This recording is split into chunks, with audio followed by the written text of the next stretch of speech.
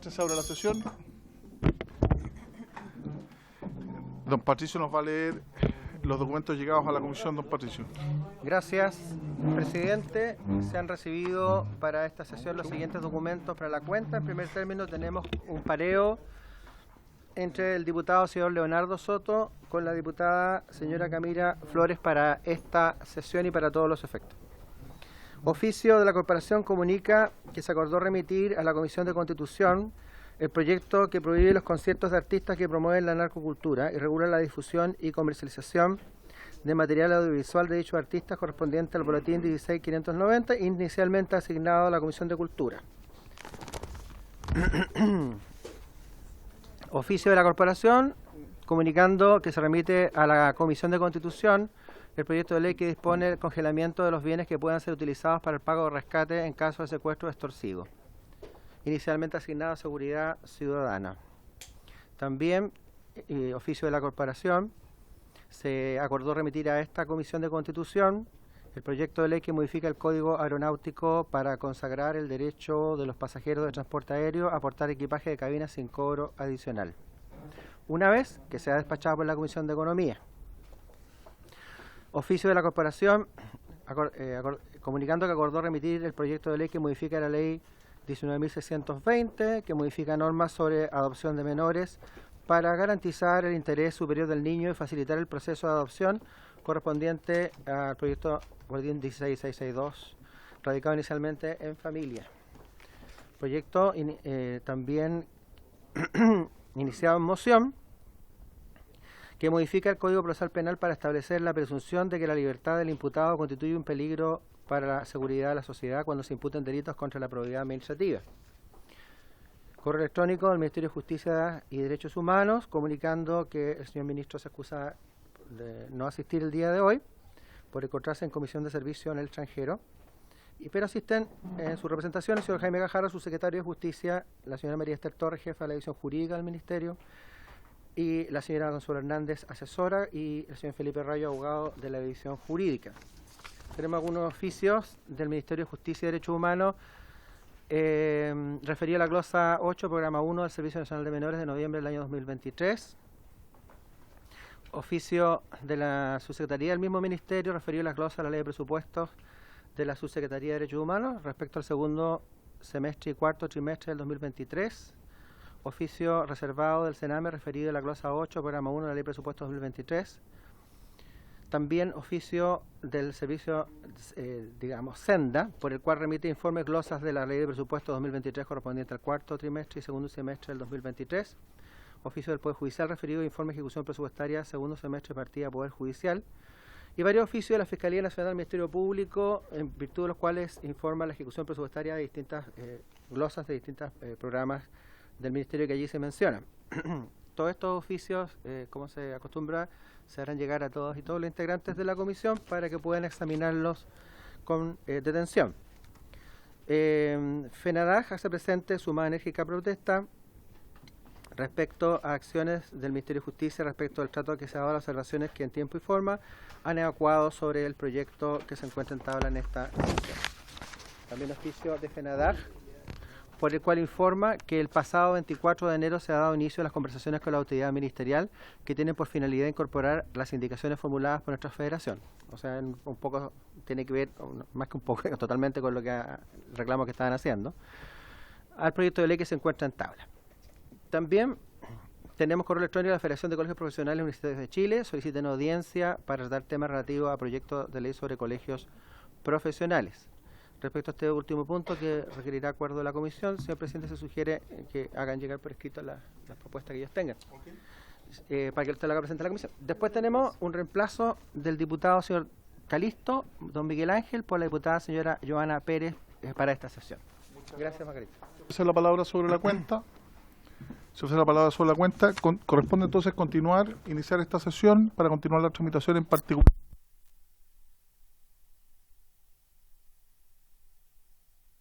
Continúa la tramitación en particular del proyecto que crea el Servicio Nacional de Acceso a la Justicia y la Defensoría de las Víctimas, boletín 13.991, que está calificado con urgencia suma. Nos acompaña el ministro subrogante de Justicia y Derechos Humanos, don Jaime, el subsecretario Jaime Cajardo, doña María Esther Torres, jefa de la edición jurídica, Consuelo Hernández, que es asesora, y don Felipe Rayo, a quienes damos la bienvenida, abogado de la edición jurídica. Corresponde entonces continuar en el título segundo del acceso a la justicia, el párrafo primero de los usuarios del servicio, artículo 16, que está en la página 15 del comparado. Este artículo tiene varias indicaciones de los diputados Alessandri y Benavente para suprimir la expresión "no pertenezcan a algunos de los grupos de especial protección" que se refiere al artículo siguiente. En el inciso segundo lo mismo, que ha sido objeto de debate también en las sesiones anteriores, y por tratarse de normas que afectan la organización y atribuciones de un servicio público, son inadmisibles en opinión del presidente. ¿Se declaran inadmisibles? Se declaran inadmisibles. Lo mismo que la de la diputada Orsini, el artículo 16, todos en el paquete de indicaciones del artículo 15, y también de los diputados señores Jorge Alessandri y Gustavo Benavente en el artículo 16, en el inciso tercero, para suprimir la expresión "en los casos y". Por las mismas razones, este presidente considera que son inadmisibles. Nadie reclama. Diputado Longton. Gracias, presidente.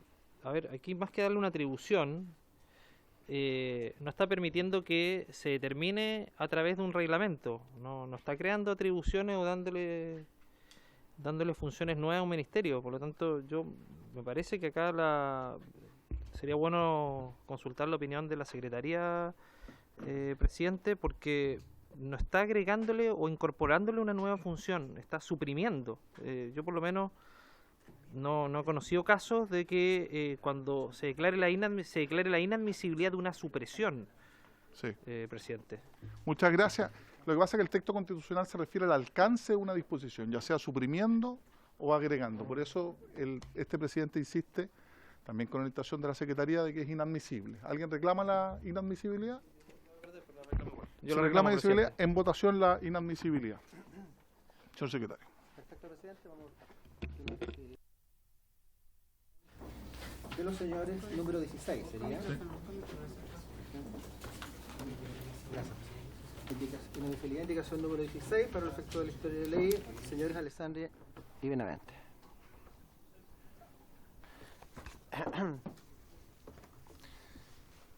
Tenemos entonces 4 diputados.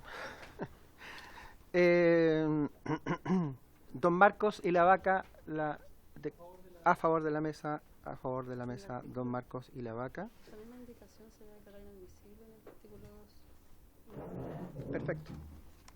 Es la misma indicación se declara inadmisible en el artículo 2. Ah, perfecto. Ya. Don Andrés Longton. Para terminar la justificación, al decir "en los casos" y a través de los medios que establece la ley y el reglamento que se refiere al artículo siguiente, lo que señala expresamente la indicación es de que se quiere eliminar aquello para que no sea más tan restrictiva en los casos en los cuales aplicaría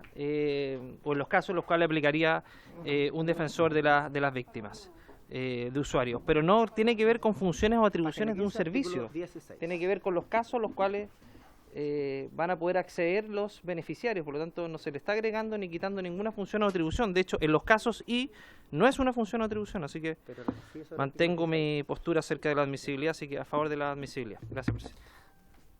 Entonces, en contra de la mesa, el diputado señor Longton, el diputado señor Winter. A favor de la mesa, el señor don Luis Sánchez. En contra de la mesa, don Luis Sánchez. Vamos a dejar constancia entonces. Y señor presidente. A favor de la decisión. Señor presidente, la inadmisibilidad, 3 votos a favor, 2 en contra, 0 abstención. Se declara entonces inadmisible. Dicho eso, corresponde entonces, hay una nueva indicación del diputado Andrés Longton en el final del artículo 16 para reemplazar la expresión "en los casos y a través de los medios establecidos en la ley" y en el reglamento que se refiere al artículo siguiente por "en los casos y a través de los medios que determina la ley, en especial en casos de homicidios, violaciones, delitos sexuales, secuestros, trata de personas, lesiones, robos, incendios, delitos asociados a la ley 18.314, delitos asociados a la ley 20.000 y delitos asociados a la ley 17.798 y los demás que fija el reglamento que se refiere al artículo siguiente". Y por las mismas razones expuestas yo determino la inadmisibilidad de esta indicación número 17 del diputado Longton, que entiendo, Andrés, que la va a reclamar. Sí, la reclamo, presidente. Ahí justificaré cuando vote. Ya, en votación Sí, entonces, señor presidente, tenemos la indicación número 17. Indicación 17, señor Longton. Andrés. Presidente, ¿sí? ¿Estamos votando? Bueno, es por las mismas razones anteriores, pero además es un llamado al Ejecutivo para que deje expresado, que creo que la presentó en las indicaciones Del que... artículo 17. Ya. Para que ahí la vamos a revisar, pero esta indicación se presenta a propósito de que en la ley no había ninguna referencia a qué tipos de delitos se iba a aplicar la Defensoría de las Víctimas y el legislador le estaba dejando entregado todo al reglamento. Y por lo tanto había una indeterminación respecto a qué delito se iba a referir, y por lo tanto tiene que haber un criterio establecido en la ley para efecto de dar certeza respecto a qué línea va a ir el reglamento. Por lo tanto, esa era la preocupación que yo por lo menos tenía, presidente, y por eso presenté la indicación que habla particularmente de los delitos más graves de nuestro Código Penal, del Código Penal. Eso. Gracias. Muchas gracias, diputado Longton. Ya, señor presidente, entonces tenemos don Marcos Villalavaca en la declaración de admisibilidad. A favor de la mesa, don Marcos. Don Andrés Longton. En contra de la mesa. En contra de la mesa, don Luis Sánchez. En contra de la mesa, don Gonzalo Winter. A favor de la mesa, señor presidente. A favor de la inadmisibilidad. 3 votos a favor de la mesa, 2 en contra, 0 abstención, señor presidente. Se declara inadmisible, por lo tanto. Entonces, declarada la inadmisibilidad de esta indicación del diputado Longton, corresponde votar el artículo 16, Sí. que señala: usuarios, todas las personas podrán requerir al servicio información y orientación en materias jurídicas. De igual modo se le deberá otorgar asesoría y representación jurídica a quienes no puedan procurársela por sí mismos o pertenezcan a alguno de los grupos de especial protección a que se refiere el artículo siguiente. En este último caso, el servicio entregará igualmente apoyo social. Además, podrá otorgarse apoyo psicológico a quienes pertenezcan a algunos de dichos grupos, en los casos que así disponga el director y directora nacional. Quienes sean víctimas de delitos podrán requerir asesoría y representación jurídica, así como apoyo social y psicológico, en los casos y a través de los medios establecidos en la ley y en el reglamento que se refiere al artículo siguiente. Yo creo que se explica a sí mismo este artículo, que ha sido objeto de debate. Si les parece, lo sometemos a votación. En votación, artículo 16. Bien, señor presidente, don Marcos Villalavaca. A favor, don Marcos Villalavaca, del artículo 16. Don Andrés Longton. A favor. A favor, don Andrés. Don Luis Sánchez. Voy a justificar el voto brevemente. Evidentemente y por mucho tiempo se ha estado dando esta pelea porque tengamos una defensoría de las víctimas que evidentemente cumpla su función principal, que es dar resguardo a quienes son víctimas de la comisión de un delito. Se han presentado distintas indicaciones que modificarían este artículo para que sea lo más amplio posible la definición de usuario y que ojalá la mayor cantidad de víctimas posible puedan acceder a la atención de la Defensoría, y lamentablemente se ha mantenido aquí una redacción más bien que podría habilitar una restricción incluso por vía de reglamento de quienes podrían ser los beneficiarios, los usuarios de esta Defensoría de las Víctimas. Creo que eso no es bueno, pero sin perjuicio de eso nos sigue llevando en la dirección que es indispensable para la mayoría de los chilenos, que es tener una Defensoría de las Víctimas. Por lo mismo voy a votar a favor, pero llamo la atención sobre este punto, de que es importante que la Defensoría de las Víctimas defienda a todas las víctimas y no solo a algunas. Muchas gracias. A favor, don Luis Sánchez. Don Gonzalo Winter. A favor, don Gonzalo. Y señor... tenemos...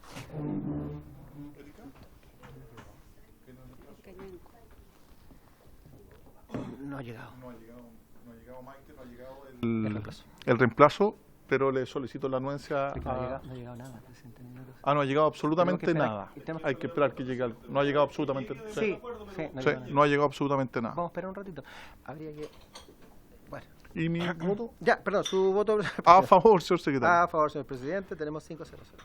Se aprueba entonces el artículo 16. A continuación, como ha sido objeto de discusión tanto en general como en particular, el artículo 17 del reglamento, del proyecto original, el Ejecutivo ha presentado indicaciones sustituyendo el artículo 17 por 3 artículos, 17, 18 y 19 nuevos, readecuándose el orden correlativo de los artículos siguientes.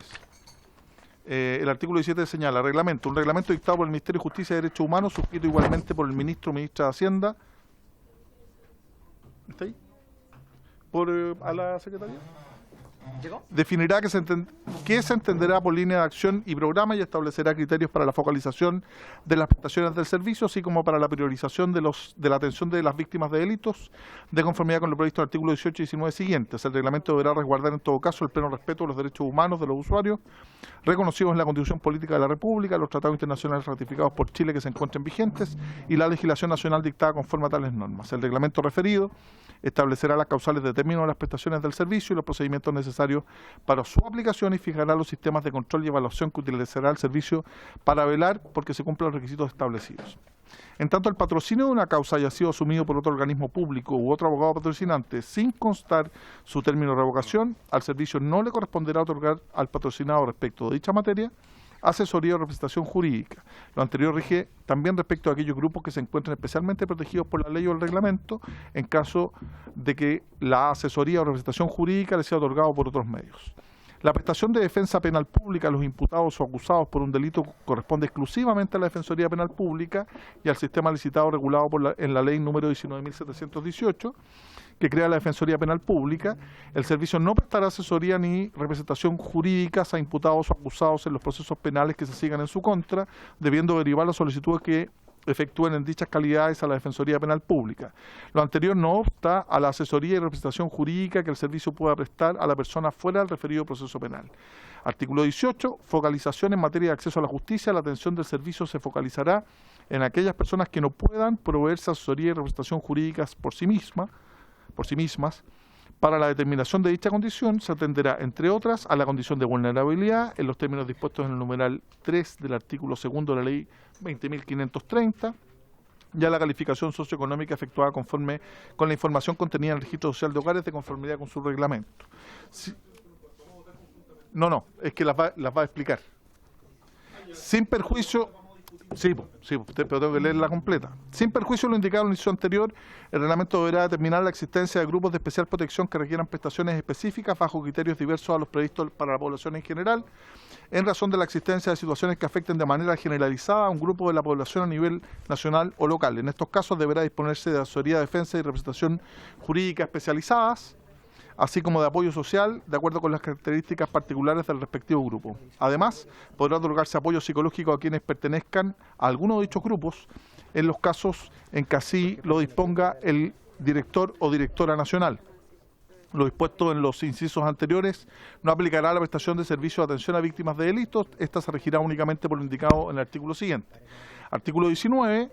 Priorización en materia de defensa de víctimas de delitos. Tratándose de las víctimas de delitos, el reglamento referido en el artículo 17 establecerá criterios de priorización en la atención y, cuando corresponda, de aplicación nacional o local, los que deberán considerar aspectos tales como la gravedad del delito, su impacto social y la naturaleza de los bienes jurídicos menoscabados por este. He dado lectura entonces a el artículo 17, 18 y 19 propuesto por el Ejecutivo vía indicación, que viene a reemplazar el artículo 17 del proyecto original. Y por consiguiente los artículos 17, 18 y 19 nuevos readecúan el orden correlativo de los artículos siguientes. Le voy a ofrecer la palabra al Ejecutivo para que nos explique entonces esta indicación al artículo 17. Bueno, muchas gracias, presidente.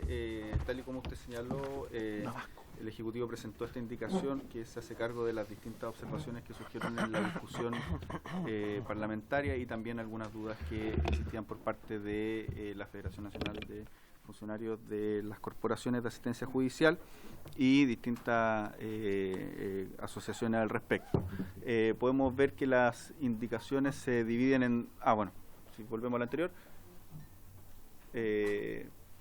Pero bueno, era lo que estaba diciendo, que en el fondo las indicaciones se dividen en dos grandes grupos, unas que se hacen cargo de las preocupaciones que surgieron por parte de la discusión parlamentaria y el segundo grupo que surgen en cuanto a los requerimientos formulados por las asociaciones de funcionarios.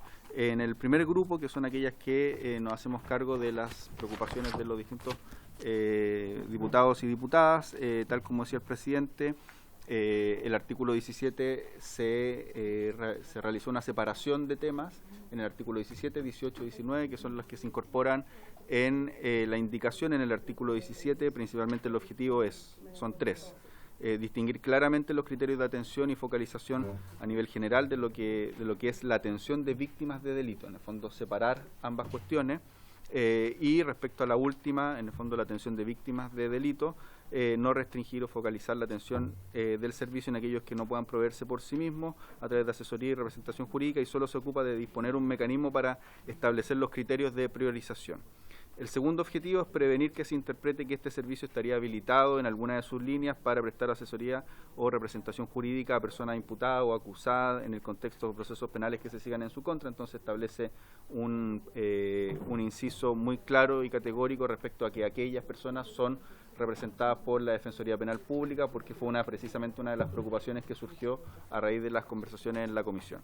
Y el tercer objetivo es no hacer mención explícita a los criterios de vulnerabilidad que se hacían en el inciso final del artículo 17, hacer una mención más general, y además también ya la legislación vigente, que es precisamente las modificaciones que se introdujeron en su momento a el Ministerio de Desarrollo Social y las Familias a través de la modificación de su ley orgánica. El segundo aspecto es aquel que se regula en el artículo 18, que lo que busca es establecer la atención general del servicio en materia de acceso a la justicia, y luego en el artículo 19 establecer cómo se va a distinguir la atención específica en materia de víctimas de delito. Señalar que en materia de víctimas de delito nosotros presentamos una indicación que establece cuáles serían los criterios generales a través de los cuales se va a hacer la atención de víctimas. Esos criterios generales son los que mandata a que un reglamento vaya especificando los delitos en particular que se van a incorporar en materia de víctimas.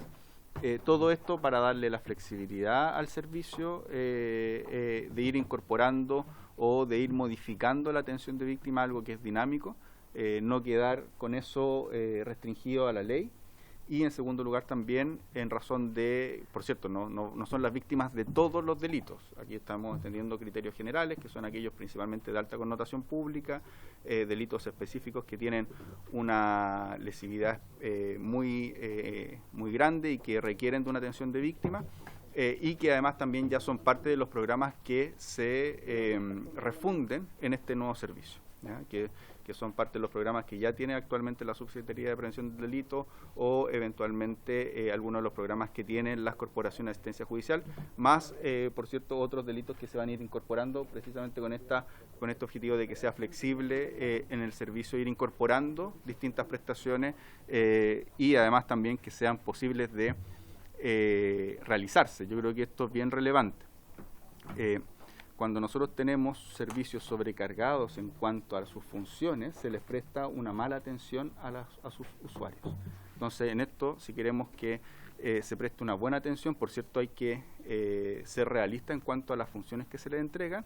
Segundo, que cuenten con el presupuesto necesario y suficiente para hacer aquello, e ir evaluando esa atención y esos objetivos permanentemente, y poder ir incorporando aquellos delitos que consideremos que sean necesarios para que estos servicios cumplan adecuadamente sus funciones.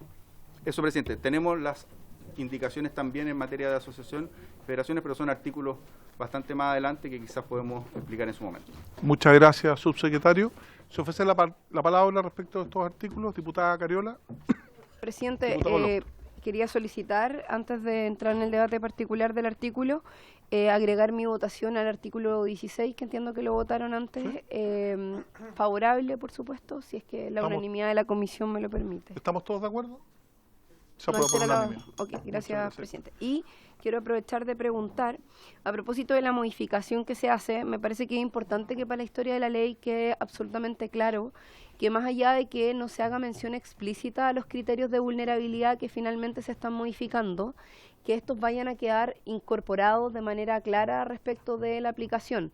Lo digo a propósito de que, claro, el subsecretario hace mención a los criterios establecidos en relación al Ministerio de Desarrollo Social en la norma de incorporación, que son bastante amplios, pero pero al no quedar explícitos ciertos criterios que aquí se habían planteado, como género, edad, la gente que está en price y otras cosas que efectivamente son las que se están eliminando con esta modificación, creo que es importante que al menos para la historia de la ley quede claro que esas personas no es que vayan a quedar excluidas, sino que quedan incorporadas en una determinación que es más amplia y que efectivamente va a estar planteada de otra manera en la ley. Digo, para poder respaldar en tanto la indicación que ha planteado, la nueva indicación que ha planteado el Ejecutivo al respecto. Muchas gracias, diputada Cariola. Le ofrezco la palabra al diputado Longton y luego al diputado Sánchez. Gracias, presidente. Yo en general estoy de acuerdo con las dos indicaciones. Tengo unas dudas, presidente, partiendo por el reglamento, de forma más que nada. En la primera parte es como cuando dice un reglamento dictado por el Ministerio de Justicia y Derechos Humanos, suscrito igualmente por el ministro. Creo que está de más. Uno entiende que cuando es suscrito por el ministerio, es suscrito por el Ministerio De Hacienda. Ministro de Hacienda. Perdón. Por las lucas, compañero, que es importante. Error mío, presidente. No, bueno, me refiero entonces, retirado lo dicho, presidente, al segundo inciso. El segundo inciso me parece que está de más. Todos los reglamentos tienen que ceñirse a los tratados internacionales y a la Constitución Política de la República, si no, no pasaría la toma de razón de Contraloría. Si no, sería una norma que tendríamos que incorporar en todas y cada una de las normas que aprobamos los proyectos de ley. Me gustaría saber la razón de incorporar esa norma que es absolutamente innecesaria, entendiendo que todas las normas tienen que sujetarse a la Constitución Política. Eso, presidente, y en relación a al fondo, la última parte de el inciso final del artículo 17, a propósito de de las prestaciones de la Defensoría Penal de la Defensa Penal Pública, dice: lo anterior no obsta la asesoría y representación jurídica que el servicio pueda prestar a la persona fuera del referido proceso penal. No sé a qué se refiere eso, porque si uno entiende que la Defensoría Penal Pública no puede prestar asesoría o representación judicial a un imputado o a un acusado de un delito, ¿a qué se refiere después al señalar de que lo anterior no obsta a una asesoría o representación que pueda prestar fuera del referido proceso penal? Eso no lo comprendo, si pudiera aclararlo, porque se supone que no puede el imputado o acusado acudir a la Defensoría de Víctimas por razones obvias, pero pareciera ser que hay una brecha al final, de que igualmente lo podría hacer. Entonces, quisiera que nos aclarara aquello el subsecretario. Y por último, presidente, respecto al artículo 18, están los dos criterios del artículo 2 y la calificación socioeconómica, y hay una excepcionalidad a esos criterios para ampliarlo aún más, pero esos criterios son a grupos de la población a nivel nacional o local. Quisiera saber a qué se refiere específicamente a eso, porque una de las preocupaciones que tengo, presidente, respecto a la clase media, que muchas veces no terminan encuadrando en estos criterios, sobre todo los primeros, respecto al Ministerio de Desarrollo Social. Entonces, cuando se habla de población a nivel nacional o local, pareciera ser que tampoco podrían estar encuadrando en esos criterios. Entonces, si alguien de clase media que no tiene la calificación adecuada respecto al registro social de hogares, o no es una persona vulnerable, recuerdo el artículo 2, que es puede ser una interpretación amplia también, ¿no? Pero pongamos la situación que una interpretación restrictiva podría eventualmente una persona que no está en las condiciones de pagar un abogado quedar excluido de la defensa jurídica, que es lo que ocurre a diario y que yo creo que a los parlamentarios que estamos en esta comisión nos pasa a menudo, de que personas de que en definitiva tienen su trabajo, llegan a fin de mes, pero no tienen el dinero suficiente para pagar un abogado, quedarían eventualmente excluidos de poder ser sus causas patrocinadas, presidente. Eso. Muchas gracias, diputado Longton. Tiene la palabra el diputado Sánchez, luego la diputada Giles y el diputado Vilavaca. Muchas gracias, presidente. Quiero referirme un poco al artículo 18 y algunos problemas que veo acá. Bueno, si uno se fija en el primer párrafo, en el primer inciso del artículo 18, vemos que en lo que tiene que ver con focalización del trabajo que haría esta nueva Defensoría de las Víctimas, ahí se aplica el criterio tradicional, el que ha existido siempre, de vulnerabilidad social. Pero si tú te vas al párrafo segundo, al segundo inciso, habla de que sin perjuicio de los indicados en el inciso anterior, el reglamento deberá, y ojo con esa palabra, deberá determinar la existencia perdón, de grupos de especial protección, etcétera.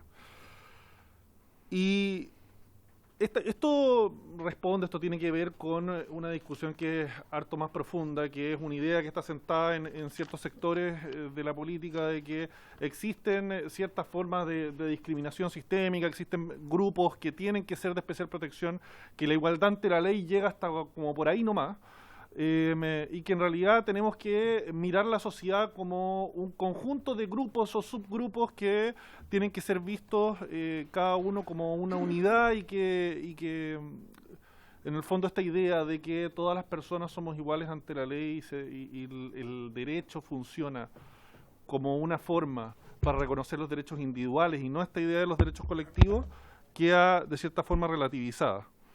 Entonces aquí, entendido eso, me surgen dos posibilidades con este artículo. En el entendido de que aquí hay miradas distintas del derecho y política y de la sociedad, aquí veo dos posibilidades. Yo tengo redactado aquí una indicación que puedo enviar a Secretaría lo antes posible, apenas termine de hablar, que propone simplemente aprobar este artículo manteniendo solo el primer inciso y el segundo eliminarlo.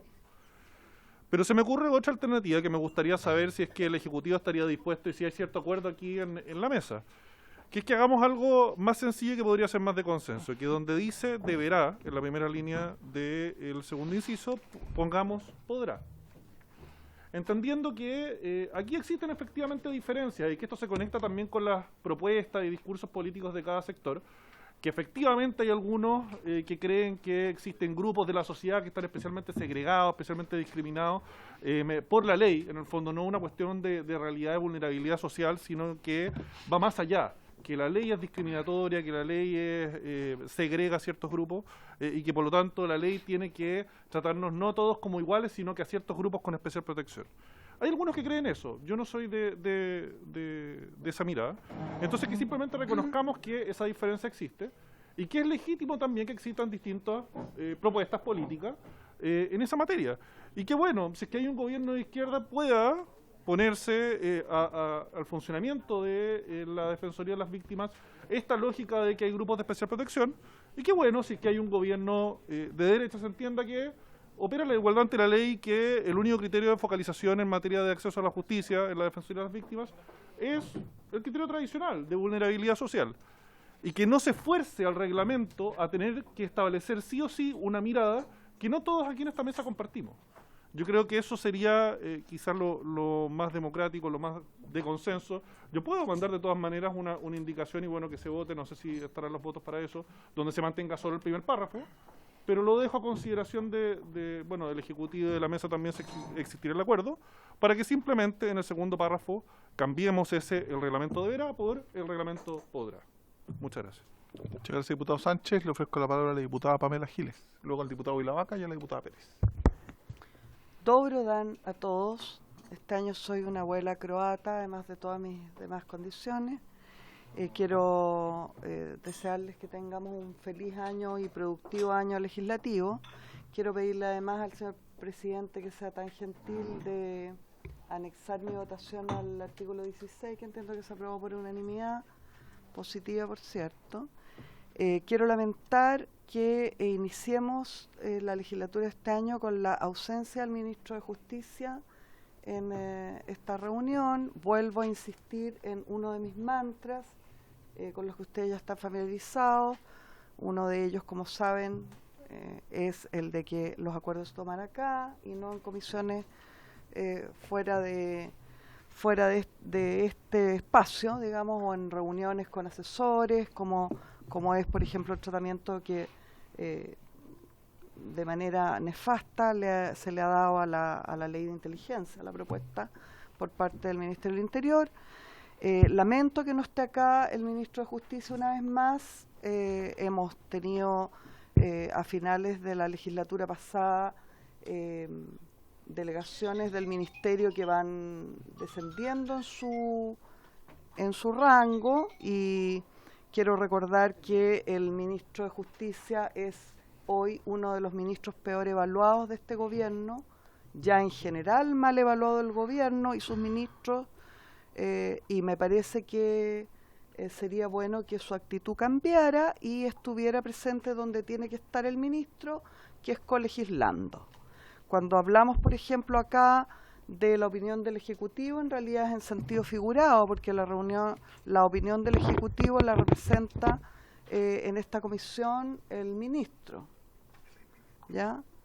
Entiendo que es ministro en este minuto subrogante, por lo tanto hago válido todo lo demás salvo por esa razón,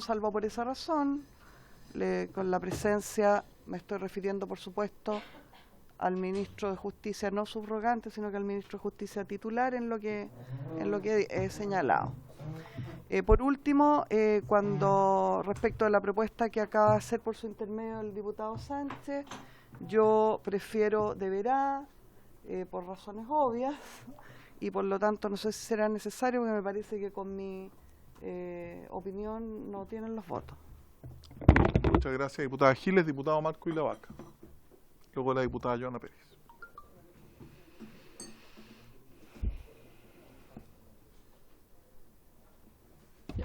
Gracias, presidente. En realidad intento entender un poco el cambio de criterio que nos plantea el diputado Sánchez y todavía no lo comprendo en esta discusión. Pero veo un problema más de fondo y creo que algo ya se señaló en la discusión previa. Y dice efectivamente en relación al proceso de focalización de este tipo de servicios. ¿A quién queremos llegar en definitiva con esto? ¿Queremos llegar solamente a la población vulnerable que no puede proveerse asesoría y representación jurídica, o queremos proveer como Estado apoyo a aquellas personas que han sufrido graves delitos? ¿Ya? Y creo que ese era el objetivo, es decir, de acuerdo a cierto catálogo de delitos, personas independientemente de su grado de vulnerabilidad o si son capaces de proveerse asesoría o representación jurídica, que exista un servicio que les permita apoyo a estas personas. Y no siento que quede eso reflejado, o bien superamos esa discusión y la tesis que se impone es que vamos a mantener los criterios de focalización que aquí se establecen en el inciso primero. Yo en particular no estoy de acuerdo con este criterio de focalización. Yo creo que deberíamos mirar a la figura delictual que se desarrolla para que actúe este servicio. Y me queda con una sensación también de contrariedad la redacción del artículo 18 respecto a lo que dice luego el artículo 19. Porque si bien en el inciso final del 18 dice lo dispuesto en los incisos anteriores no aplicará a la prestación de servicios de atención de víctima de delito, esta se regirá únicamente a lo indicado en el artículo siguiente. Entonces, ¿a qué va el criterio de focalización si esto no va a aplicarse a la prestación de servicios de atención de víctimas? Que creo que también es integral, porque la atención de víctimas no solamente dice relación con la asesoría jurídica, sino que además dice relación con la asesoría psicológica y el acompañamiento a estas víctimas. Y luego en el artículo 19 nos dan otro criterio, nos dicen, tratándose de las víctimas de delito, que es el usuario generalmente, que si a las personas que queremos llegar, el reglamento referido en el artículo 17 establecerá criterios de priorización en la atención y cuando corresponda a aplicación nacional o local, los que deberán considerar aspectos tales como la gravedad del delito, su impacto social y la naturaleza de los bienes jurídicos menoscabados en este. Entonces, si bien puedo compartir la frase final de este inciso, lo cierto es que cuando nos señalan que los criterios de priorización en la atención y cuando corresponda será de aplicación nacional o local, no me queda claro, es decir, ¿qué consiste este criterio de aplicación nacional o local? Porque, insisto, me queda absolutamente confuso, por lo menos la redacción de este artículo, y más aún siento que este artículo es contradictorio a lo que he señalado en los criterios de focalización del 18. Muchas gracias, diputado Ilavaca. Diputada Pérez. Gracias, saludar a los diputados, diputadas, los equipos. Estoy en representación del diputado Miguel Ángel Calixto. Y bueno, presentamos nosotros también dentro de esto una indicación que justamente sobre el artículo 17, que va un poco también en relación de lo que señala el diputado Ilavaca, porque el Ejecutivo, por eso es bueno que se aclare, si es que ellos eliminaron, por ejemplo, a los familiares directos y hasta el segundo grado de consanguinidad, que nosotros lo estamos incorporando porque no lo señala. Y en el caso, por ejemplo, de una hermana que pierde dramáticamente a un familiar y que es víctima y que hace justicia por ello, también necesita apoyo, no solo jurídico, sino psicológico. Y eso es lo que hoy día yo no veo aquí clarificado en el proyecto y que probablemente sería bueno escuchar al subsecretario que lo pueda clarificar, porque si hay una prioridad hoy día es también igualar lo que tenemos hoy día. ¿Cómo le explicamos a la gente que existe una defensoría, pero para las víctimas, ¿cierto? Va a estar muy segregada dependiendo de si usted es hermano o no hermano, si la consanguinidad o si es específico del grupo priorizado por el gobierno. Entonces, me gustaría que se aclarara eso porque no se logra comprender, al menos en estos 3 artículos, 17, 18 y 19. Gracias. Muchas gracias, diputada Pérez. Ya hechas las observaciones, antes de entregar la palabra al subsecretario, solicito la unanimidad para considerar el voto favorable al artículo 16 de la diputada Giles. ¿16? ¿Estamos todos de acuerdo? ¿Y el de la diputada Joana Pérez? Y además nos llegó el reemplazo de la diputada Erika Ñanco por la diputada May Torsini. Si estamos todos de acuerdo en validarlo y ratificarlo. ¿Sí? Sí, llegó. No, hace unos minutos. No había votado por lo mismo. ¿O sea, se aprueba. Yo solo preguntarle, ministro, obviamente esta problemática, muchas veces solo por un tema de contexto, se olvida a propósito del artículo 17, inciso final, cuando señala lo anterior, no obsta asesoría y representación jurídica que el servicio pueda prestar, que lo que estamos haciendo es, este servicio no es solo para temas de delitos, de crímenes, sino que es para toda la justicia en general. Entonces, una persona, claro, puede no recibir orientación en materia penal, pero sí en materia laboral o en materia civil, para precisarlo. Le ofrezco la palabra, subsecretario, ministro. Bueno, muchas gracias, presidente, por su intermedio. Voy a tratar de contestar todas las preguntas y dudas que surgen de los señores y señoras diputados. Primero, respecto a la pregunta del diputado Longton sobre si la asesoría jurídica, o sea, cómo se entendería la propuesta que se hace en el inciso final, sí, en el inciso final del artículo 17 respecto a que lo anterior no obsta la asesoría y representación jurídica que el servicio pueda prestar a las personas fuera del referido proceso penal. Tal y como decía el presidente, efectivamente este servicio presta asesoría jurídica en casos generales, como también eventualmente representación de las víctimas en los procesos penales, ¿ya? La diferenciación que se hace es que el servicio no va a representar a las personas que se encuentren en un proceso como imputados en un proceso penal, pero eventualmente esa persona sí podría tener la necesidad de algún tipo de representación en otro tipo de causa, como por ejemplo en materia de familia. Voy a dar un ejemplo muy concreto. Actualmente tenemos mujeres imputadas por la comisión de algún delito y esas mujeres tienen la necesidad, mientras se encuentren en prisión preventiva o se encuentren en alguna medida cautelar, tienen la necesidad de resolver sus problemas familiares, ¿ya? Y que son fundamentales para, por ejemplo, los niños o niñas que tienen bajo su cuidado, etcétera. Y ahí y están dentro de los criterios de vulnerabilidad, etcétera. Entonces ahí es fundamental que el servicio les pueda prestar la representación jurídica en los temas de familia. Entonces, de esa manera se entiende ese inciso final, de esa manera se entiende el inciso final del artículo 17. Respecto a la pregunta del diputado Sánchez, me parece que un debate, uno podría decir plausible el que plantea el diputado, pero incluso más allá de ese debate que él plantea, en el fondo si vamos a solo atender al criterio de vulnerabilidad y eventualmente no incorporar otros criterios de lo que se ha denominado protección reforzada para ciertas personas que forman parte de ciertos grupos vulnerables, como se ha denominado en el derecho en general.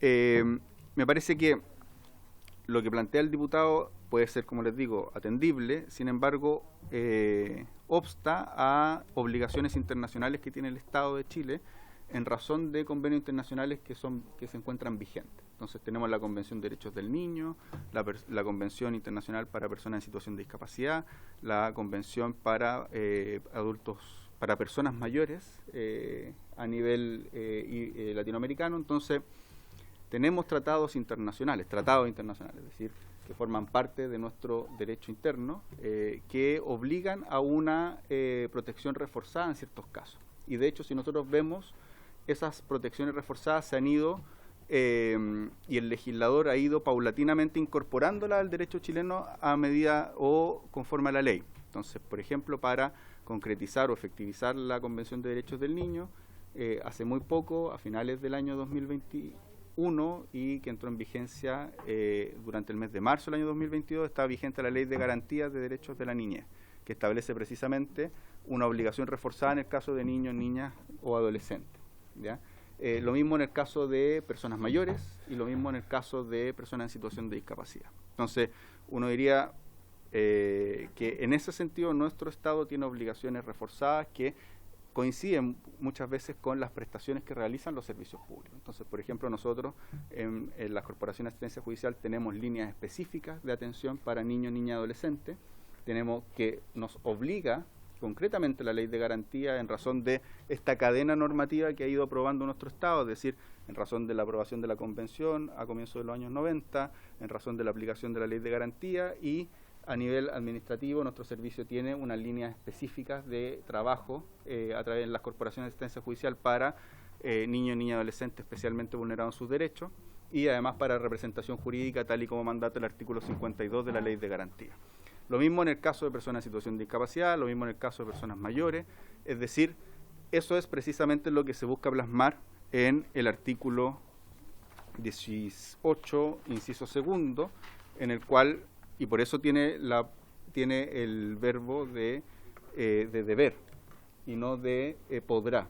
¿Ya? En el fondo, el Estado deberá, en el reglamento que se dicte, dar protección especial a aquellos grupos de especial protección, que son los que define la ley a través de los convenios internacionales que ha suscrito el Estado y a través de las leyes que ha ya de manera sistemática aprobado nuestro Estado. Y vuelvo a decir Estado porque en el fondo son leyes que se han presentado en distintos gobiernos, son convenios internacionales primero que se han aprobado por el Congreso prácticamente todos por unanimidad. Segundo, son leyes que se han aprobado, se han presentado en distintos gobiernos y se han tramitado y apoyado por gobiernos de distintos sentidos, ¿ya? Entonces uno de ellos, por ejemplo, la Ley de Garantías, que tuvo más de 15 años de tramitación, se presentaron indicaciones sustantivas importantes y se terminó aprobando en el gobierno del expresidente Piñera, ¿ya? Es decir, son acuerdos de Estado de proteger a ciertos grupos de manera especial o reforzada y que son los que precisamente resguarda el inciso segundo del artículo 18. ¿Ya? Entonces ahí creo que respondo la pregunta del diputado Sánchez. Y por eso tiene un criterio general de vulnerabilidad y un criterio secundario, o en segundo lugar, el reglamento tiene que una obligación reforzada para estos grupos especiales, que son aquellos que tienen especial vulnerabilidad y que son los que nuestro Estado, de manera indistinta y de manera ya reiterada en el tiempo, en los últimos 30 años, ha ido aplicando legislación específica para una reforzada intervención. Respecto a la pregunta del diputado Ilavaca, creo que puede existir o quizá va a haber que aclararlo de mejor manera. En el artículo 18 se habla de la focalización para la atención general del servicio, ¿ya? Pero en el artículo 19, para la atención de la Defensoría de las Víctimas, no hay focalización, ¿ya? Sino que es aquellas víctimas de delito, ¿ya? Y por ende no se aplicaría un criterio de vulnerabilidad, ¿ya? Por eso lo separamos, y la indicación lo que se hizo fue distinguir en el 17, 18 y 19 tres objetos distintos, para que no quedara las dudas que habían previo a cuando estaba todo en el artículo 17, que fueron precisamente las dudas que surgieron aquí en la comisión. Entonces en el 19, que se habla específicamente de la Defensoría de las Víctimas, no habría criterio de vulnerabilidad, sino que serían aquellas personas víctimas de delito. Y aquí me conecto directamente con la pregunta de la diputada Pérez. Actualmente, y por eso es muy relevante la definición legal, como se habla de víctimas de delito, existe una definición de víctimas de delito, que es la que establece el artículo 108 del Código Procesal Penal, dentro de las cuales están contempladas los sujetos procesales que usted señala. Actualmente son víctimas de delito el cónyuge o el conviviente civil y sus hijos, los ascendientes, el conviviente, hermanos y el adoptado o adoptante. ¿ya? Entonces ellos son víctimas de un delito. Por ende, ellos tendrían atención en la Defensoría de las Víctimas. Nos parece que no es necesario aclarar porque hay el proyecto se refiere a un concepto que tiene una definición legal y por ende esa es lo que deberá ocupar el Servicio de Acceso y la Defensoría de las Víctimas al momento de brindar atención a estas personas. Eso, presidente. Muchas gracias, señor ministro. Yo creo que... Diputado Sánchez. Muchas gracias, presidente. Bien cortito, solo preguntándole al subsecretario, a propósito de lo que él decía, que esto tendría que ver con el tema de la consulta que hice yo, con tratados internacionales que establecen la obligación de dar especial resguardo a niños, a personas con discapacidad y a adultos mayores. ¿Por qué no simplemente establecer eso? Es decir, lo anterior se tendrá sin perjuicio de las obligaciones contraídas por el Estado de Chile en los tratados relativos a protección de niños, personas con discapacidad y adultos mayores, porque al final, y quiero remitirme a una parte del párrafo que creo que es bien claro que nos lleva para otra cuestión completamente distinta, que es que se habla de estos grupos de especial protección en razón de la existencia de situaciones que afecten de manera generalizada a un grupo de la población a nivel nacional o local. Esto se ha redactado, yo creo que deliberadamente de forma lo más amplia posible para poder incluir acá a cualquier tipo de grupo o categoría dentro de la sociedad que un gobierno pueda sostener es un grupo que merece especial protección. Y como dije antes, yo creo que válidamente hay sectores políticos que promueven esta idea de que la sociedad, más que componerse de individuos, se compone de grupos que nos dividen entre unos y otros, entre los que son más desprotegidos, los que son más protegidos, los que tienen más poder, menos poder. Es una cuestión en el fondo bien compleja en la discusión política que ha tomado más vuelo en otros rincones del mundo, pero que aquí también encuentra formas de expresarse. Pero vuelvo a lo concreto. En este caso, si es que efectivamente lo que se pretende hacer acá es simplemente dar concreción a mandatos que están recogidos en tratados internacionales, que por lo demás, si mal no recuerdo, en el artículo 17 ya se decía que el reglamento deberá resguardar en todo caso el pleno respeto a los derechos humanos de los usuarios reconocidos en la Constitución, los tratados internacionales ratificados en Chile. O sea, tampoco podría entenderse el inciso primero del artículo 18 en un sentido que sea contrario a los tratados internacionales que ya han sido ratificados por Chile, pero si quiere decirse, lo que abunda no daña, pero que se diga claramente eso, porque, y lo digo muy en serio, yo creo que la redacción acá es tan amplia la posibilidad de interpretación en sí misma de quién podrá entenderse como un grupo de especial protección que en realidad podría ser cualquier cosa. A mí por lo menos me incomoda, me preocupa eso. Yo creía que podía ser una propuesta interesante simplemente cambiar el deberá por el podrá, pero bueno, si es que no, al menos que el Ejecutivo plantee una alternativa donde se hable explícitamente de que esto es relativo a esos tratados internacionales. Y por lo pronto, bueno, la indicación a la que yo había hecho referencia ya está enviada. Me imagino que se pondrá en votación también, que lo que hace es mantener solamente el inciso primero del 18, eliminando el segundo. Muchas gracias. Muchas gracias, diputado Sánchez. Yo solo agregar que hay reglas de acceso a la justicia que están aprobadas en tratados internacionales que están vigentes en nuestro país y que reconoce también esta normativa. Entonces, ¿el subsecretario quiere agregar algo más antes de proceder a la votación? Sí, yo creo que la verdad es que no logro comprender la suspicacia del diputado Sánchez, porque en el fondo cualquier actuación de cualquier funcionario público o autoridad pública, y más en la dictación de un reglamento, va a tener que tiene que sujetarse, primero, tal y como lo dice el artículo 6 y 7 de nuestra Constitución Política, a la órbita de sus competencias, dentro del ámbito de sus facultades, y, por cierto, además, en el marco de la ley. Entonces, no es este tipo de redacciones no está para que una autoridad pública actúe de forma arbitraria. De hecho, es más, uno diría lo que hace es restringir precisamente ese ámbito de actuación, porque le pone criterios muy claros y específicos para su actuación. Y uno diría, en este caso, además, por ejemplo, podría habilitarlo para una situación en particular, tal y como están ocurriendo con las personas damnificadas en los incendios, que sería un grupo de la población afectada de manera generalizada, poder disponer que la Corporación de Asistencia Judicial, o en este caso el nuevo servicio, me va a costar quizás cambiar el switch de Corporación a Servicio Nacional de Acceso a la Justicia, que el Servicio Nacional de Acceso a la Justicia pueda proveer de atención y representación jurídica en términos generales, saltándose el criterio de la vulnerabilidad, ¿ya? Entonces me parece que está redactado más en ese sentido que en un sentido que permita crear algún grupo cultural, que son precisamente probablemente las situaciones que señala el diputado, o de generar algún tipo de división social dentro de nuestro país. Gracias, señor subsecretario. Si quiere precisar. Sí, solamente no es para ahondar más en el punto que yo creo que ya se hizo, pero señalar que la indicación que planteé efectivamente mantiene también en el inciso tercero, que como está la página siguiente no lo había visto, así que lo acabo de enviar de nuevo, y entonces se mantendría en el artículo 18 el inciso primero y el inciso tercero, y solo quedaría fuera el inciso segundo. Gracias. Muchas gracias, diputado Sánchez.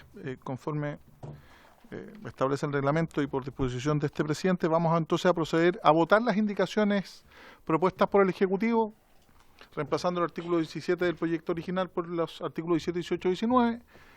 Y si le parece, ¿los votamos los tres artículos juntos o si los diputados quieren por separado? Por separado. En votación el artículo 17 propuesto por el Ejecutivo en su indicación. Gracias, señor presidente. Como usted lo ha dispuesto, la indicación del Ejecutivo, para clarificar, ¿cierto? Reemplaza el artículo 17 por los artículos 17, 18 y 19. Se ha votado en forma separada, primero el 17, después el 18, después el 19, entendiendo que los tres son los que reemplazan esta disposición del artículo 17.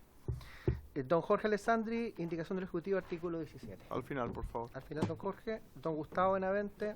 Abstención. Abstención, don Gustavo. Diputada doña Joana Pérez por don Miguel Ángel Calisto. Doña Joana, a favor. Doña Carol Cariola, a favor también.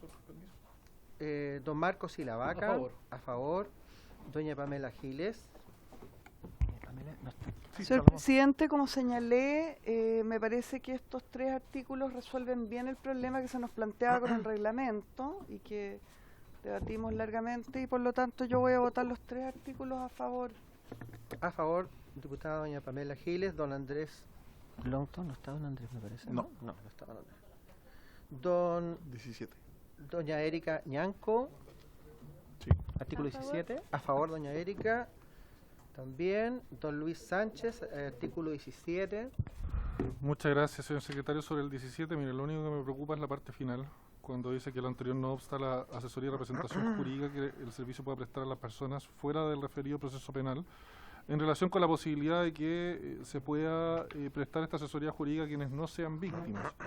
Me resulta extraño la idea de una representación jurídica que sea fuera del proceso penal. Tiene muchos de estos elementos, al final lo que hemos visto dentro del marco de este proyecto de ley, cosas que a veces son difíciles de entender, que no son del todo claras, pero en líneas generales no es un mal artículo. Yo voy a votar a favor, pero creo que estas son cosas que en algún momento van a tener que corregirse, porque si establecemos que esta es una defensoría para las víctimas, tiene que ser para las víctimas, o sea, como definición básica, y no establecer por ahí entre medio como redacciones medias extrañas para tratar de ampliar esto más allá de lo que es propiamente una víctima. Muchas gracias. A favor. A favor, don Luis Sánchez. Don Gonzalo Winter. A favor, don Gonzalo. Teníamos a don Jorge. ¿Está don Jorge? No está don Jorge. Señor presidente. A favor. A favor, señor presidente. Tenemos. Voy a dejar un paneo. Tenemos 1, 2, 3, 4, 5, 6, 8. 0, 0. 801. 801, señor presidente, el artículo 17. Se aprueba entonces 801. Si están de acuerdo por la misma votación el artículo 18, ¿no? En votación artículo 18. Perfecto. Indicación ejecutivo. Entonces, artículo 18. Ahí viene don Jorge. Abstención, don Jorge, el artículo 18. Pasamos al 18. Pasamos al 18 ya. Sí. Si le parece a la comisión, registramos la abstención del diputado Alessandri, artículo 17. acuerdo. Perfecto, don Jorge, entonces queda su abstención y con lo cual aumentan a 2 las abstenciones, ¿cierto? Se agregó. Ya, don Jorge, artículo 18. En contra de don Jorge. Don Gustavo Benavente. Yo, presidente, voy a votar en contra también. Me quedan las mismas dudas que el diputado Sánchez, independiente de la indicación del diputado, pero me quedan las mismas dudas si ya estamos dejando un espacio muy amplio para ya para el reglamento con el artículo, con el inciso primero, el artículo 18, el inciso segundo es aún más amplio, porque entiendo perfectamente las explicaciones del subsecretario, pero no lo dice así la norma. Y además hay otra cosa, que ya esta norma, el inciso segundo, tiene, a mi juicio, un viso de inconstitucionalidad, porque el acceso a las prestaciones que otorga el Estado, quienes acceden a ella, debería estar por ley y no por reglamento. El reglamento establecerá los criterios de cómo acceder a dichas prestaciones, pero no quienes pueden acceder a ellas, así que yo voto en contra y hago reserva de constitucionalidad de este inciso, o de esta norma. Gracias, presidente. Gracias, don Gustavo. Doña Joana Pérez, artículo 18. Sí, voy a aprovechar de comentar que hay problemas en la transmisión, porque nos están viendo varias organizaciones, corporaciones, familiares de víctimas y me lo señalan, así que aprovecho también de hacer un saludo a Corfavic, que es la Corporación de Familias Víctimas del Biobío, y justamente con ellos y ese respaldo habíamos presentado esta indicación junto al diputado Calixto en la anterior, ¿cierto? Y asegurando que además en esto y en la de 19 viene y considera los familiares víctimas, ¿cierto? Directo hasta el segundo grado de consanguinidad y en el fondo lo que explicó el subsecretario, voy a votar a favor también. A favor, doña Joana Pérez. Doña Carol Cariola. A favor también. Don Marcos y la Vaca. A favor, don Marcos. Doña Pamela Giles. Bueno, yo le voy a dar el piticlín de la aprobación a este 18 justamente por el deberá. Justamente. Me parece muy bien esa perspectiva. Los felicito. A favor. A favor. Don Andrés no está. No está, Andrés. Doña Erika Ñanco. A favor. A favor también. Don Luis Sánchez, artículo 18. Sí, por las razones que ya he expresado voy a votar en contra. Contra. Muchas gracias. Muy bien. Don Gonzalo Vinter. A favor. A favor, don Gonzalo. Y señor presidente. A favor. A favor, señor presidente. 1, 2, 3, 4, 5, 6, 7. 3, 0. 7 a favor, 3 en contra, 0 abstención, señor presidente. Artículo 18. Ok, se aprueba entonces el artículo 18. ¿Nos va quedando? Y nos va quedando el artículo 19 por la misma votación del artículo 18, si le parece a la comisión. ¿Están de acuerdo? Sí, Perfecto. con la misma votación.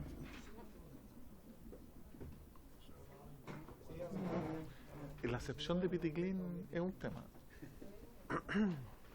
Porque el Piticlin es un poquito, pero también es Hasta las 4. un cigarrillo de marihuana. 7. Señor presidente.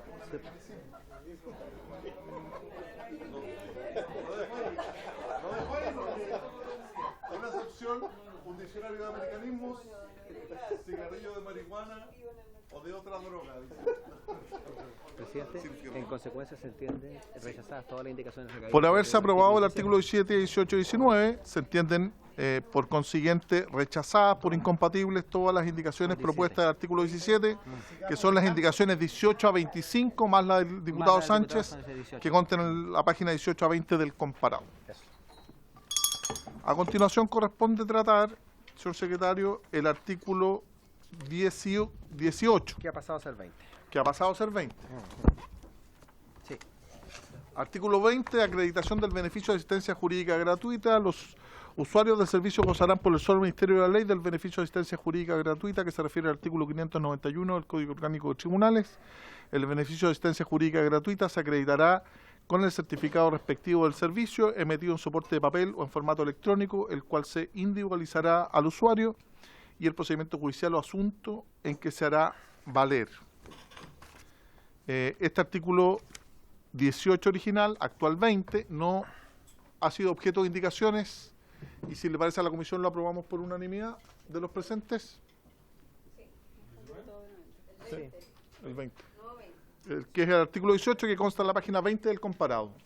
Pérez, Claro, Cariola, se aprueba. Lavaca. ¿Puedo hacer solo una? Por favor, señor subsecretario. Muchas gracias, presidente. Bueno, con lo que acaba de aprobar Bianca, los Bianca. señores y señoras diputadas, Sánchez. se termina el concepto de privilegio de pobreza que tenía el Código Orgánico Diputado Tribunal. penal de Estado. Lo Ok, que, modifica el código. al menos al Ejecutivo y a mí personalmente me parece un gran avance porque era un término bien poco feliz que contenía el Código Orgánico de Tribunales por el de beneficio de asistencia jurídica gratuita. Muy bien. Sí. Se quita ese estigma. Pasamos entonces a el párrafo segundo de las prestaciones. El artículo 19 establece de la profesionalización de los prestadores del servicio. El servicio deberá procurar que en las prestaciones que ejecuta respecto a sus usuarios intervenga personal profesional calificado para el desempeño de sus respectivas funciones. De manera excepcional, los abogados y abogadas podrán ser apoyados por postulantes al título de abogada y abogado que se encuentren realizando sus prácticas profesionales según lo dispuesto en el artículo 523 del Código Orgánico de Tribunales. Hay una indicación a este artículo 19 original, actual 21, del diputado Andrés Longton en este artículo para incorporar lo siguiente inmediatamente después del punto aparte que pasa a ser seguido. En este último supuesto, siendo los abogados apoyados por postulantes, los usuarios tendrán derecho a requerir del abogado información sobre el estado de la causa o asunto en que ha requerido representación o asesoría, la que deberá ser provista por el profesional de manera directa y sin mayor dilación de conformidad con los procedimientos que sobre la materia el servicio fije. Ofrezco la palabra al señor ministro respecto a este artículo 21. 21, sí.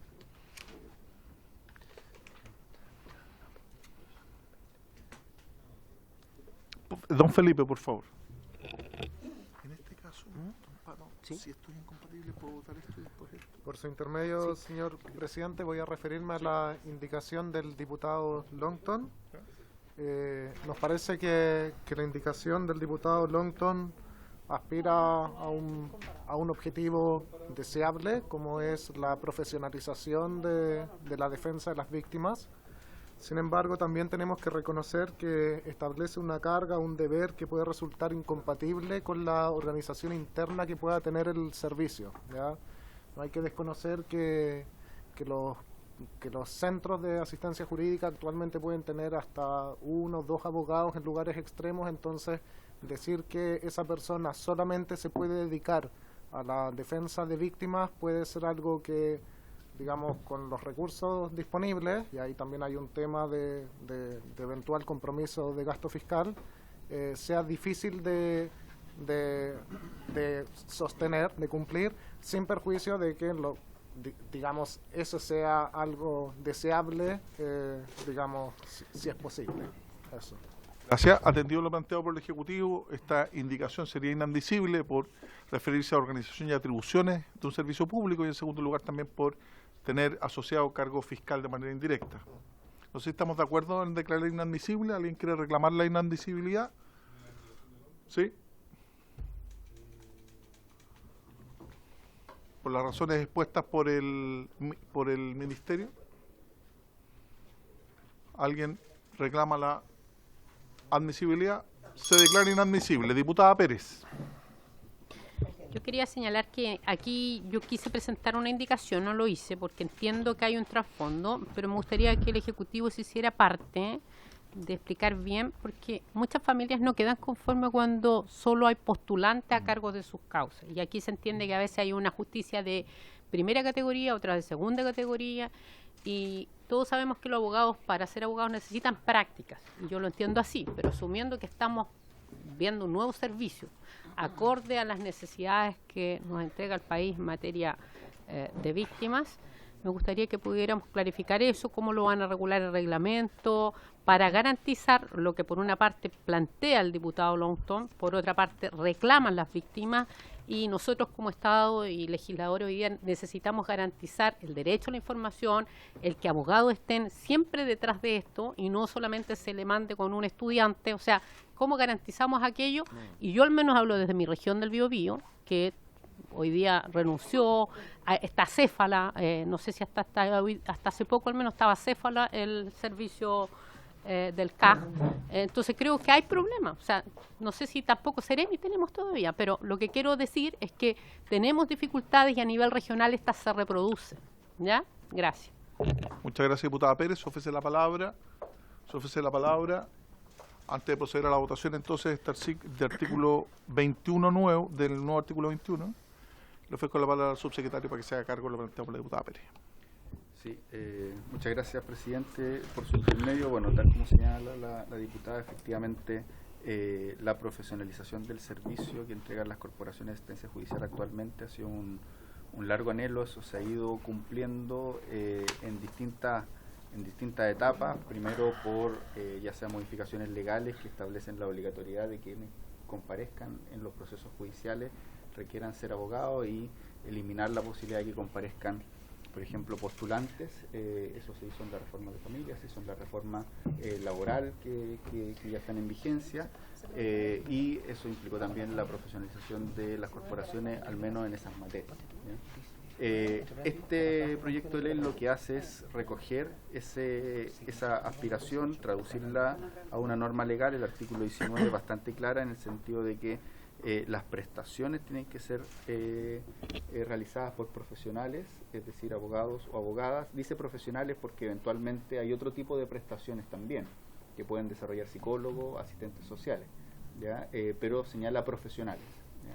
En segundo lugar, restringe el ámbito, por así decirlo, de acción de los postulantes a un apoyo a los profesionales que prestan la función, ¿ya? Lo que ocurría con la indicación del diputado Longton es que iba más allá, y eso es lo que, tal como señalaba Felipe, nos parece a nosotros acertado, pero bueno, implica ciertos compromisos presupuestarios y implica también ciertas cargas que exceden a el marco presupuestario de este proyecto, ¿ya? Pero lo relevante es, primero, que este servicio establece la obligatoriedad legal de que las prestaciones sean realizadas por profesionales, y los postulantes tienen un ámbito de acción reducido, que es el apoyo a los profesionales, en particular abogados o abogadas, ¿ya? Ese va a ser el ámbito de acción de los postulantes dentro de este nuevo servicio. En segundo lugar, el proyecto no solo queda ahí, sino que además establece un consejo de estándares para el funcionamiento del servicio, que tiene dentro de sus funciones estar permanentemente monitoreando el funcionamiento del mismo, para la calidad del servicio, y además también tomando acciones para una calidad unificada del servicio. Uno de los inconvenientes que tenemos actualmente es que al ser 4 corporaciones, en algunos casos nos cuesta la unificación de los estándares técnicos de las 4 corporaciones. Este va a ser un solo servicio con estándares técnicos a nivel nacional, con una institucionalidad que procura aquello, y en el artículo 34, si mal no me equivoco, en adelante está precisamente el funcionamiento de este consejo, y ahí ustedes van a poder revisar y también ver aquellos aspectos que sean necesarios para mejorar los estándares técnicos de funcionamiento del servicio. Nosotros también, como Ejecutivo, presentamos indicaciones en ese sentido, incorporando una de las cosas que nos solicitaban los funcionarios, las asociaciones de funcionarios, era incorporar a los funcionarios y asociaciones de funcionarios dentro de ese consejo, y eso es precisamente una de las indicaciones que hemos presentado en esta pasada de indicaciones, presidente. Muchas gracias, ministro. En votación, si estamos de acuerdo, aprobamos. Diputado Vilavaca, disculpe. Solamente una... No quiero decir una observación respecto a la profesionalización. Un pichentón. Sí, lo que sucede es que, si bien este es una institucionalidad nueva, este proyecto trae recursos, no como el proyecto que nos había presentado el Ejecutivo anterior, lo cierto es que muchas veces la distribución de esos recursos es bastante inequitativo en términos nacionales. Y yo entiendo el concepto de la profesionalización de los prestadores de servicios y entiendo la línea en la cual también el diputado Lonto nos planteaba la indicación que se declaró inadmisible. Pero me preocupa, sobre todo por ser de región, y de ser de una región pequeña, cómo va a estar luego la distribución para que se dé cumplimiento efectivo al artículo 19, porque lo que pasa en nuestras regiones Y le puedo decir, por ejemplo, la actual CAJ de Mafil, que tiene su centro de operación en Mariquina, porque no existe oficina en Mafil, no existe oficina en Lanco, no existe oficina en Futrono, todo hacia Mariquina, Los Lagos. ¿Cómo va a funcionar? Porque al final, si me dan un solo abogado para la atención en Mariquina, para que atienda Lanco y Mafil, lamentablemente este objetivo se va a diluir y no va a existir.